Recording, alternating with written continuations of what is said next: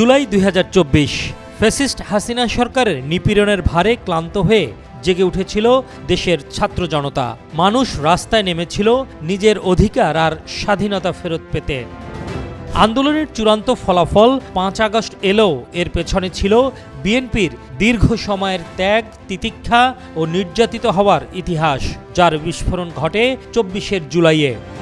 তবু আজ দেখা যায় কিছু গুজববাজদের মুখে এক অদ্ভুত গল্প। বিএনপি নাকি ভারতের সঙ্গে বোঝাপড়ায় আছে, ক্ষমতায় গেলে ভারতের কথা মতোই চলবে দলটি।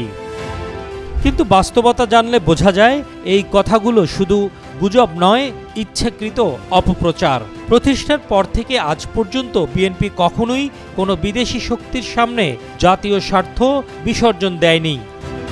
বিএনপি সেই দল যারা সীমান্তে ফেলানী হত্যার বিচার দাবি করেছে, যারা টিপাইমুখ বাঁধের বিরুদ্ধে রাজপথে লড়েছে, যারা তিস্তার পানির ন্যায্য হিস্যার জন্য লং মার্চ করেছে লাখো মানুষের সঙ্গে।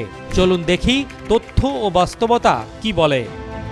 ২ ডিসেম্বর ২০২৪ ভারতের আগরতলায় বাংলাদেশের সহকারী হাইকমিশনে হামলার প্রতিবাদে ঢাকা থেকে ভারতীয় হাইকমিশন অভিমুখে প্রতিবাদী পদযাত্রা ও স্মারকলিপি প্রদান করে জাতীয়তাবাদী ছাত্রদল, যুবদল ও স্বেচ্ছাসেবক দল। ভারতীয় আগ্রাসন ও বাংলাদেশের বিরুদ্ধে মিথ্যা তথ্য সন্ত্রাসের প্রতিবাদে ঢাকা থেকে আগরতলা সীমান্ত পর্যন্ত লং মার্চ কর্মসূচি ঘোষণা বিএনপির। বাংলাদেশি নাগরিকদের বিএসএফ এর গুলিতে হত্যার ঘটনায় তীব্র নিন্দা জানিয়ে হত্যাকাণ্ড বন্ধের দাবি জানায় বিএনপি।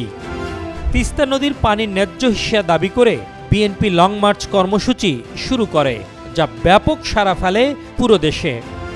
বিএনপির ভারপ্রাপ্ত চেয়ারম্যান তারেক রহমান নিজেই বলেছেন, বন্ধুত্বের দোহাই দিয়ে বাংলাদেশের জনগণ আর কাঁটাতারে ফেলানীর ঝুলন্ত লাশ দেখতে চায় না। সীমান্তে নিরীহ বাংলাদেশিদের রক্তাক্ত মরদেহ আর দেখতে চায় না। তারেক রহমান বলেছেন, ভারত যদি তিস্তার ন্যায্য পানি না দেয় তবে দেশের স্বার্থে আমাদের নিজেদের পথ খুঁজে নিতে হবে। এটাই বিএনপির অবস্থান।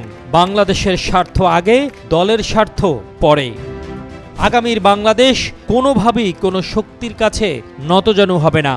এই দেশ হবে মর্যাদাবান, যেখানে বন্ধুত্ব থাকবে কোনো শর্তে নয়, বন্ধুত্ব হবে পারস্পরিক সম্মানে। বিএনপি বিশ্বাস করে সবার আগে বাংলাদেশ।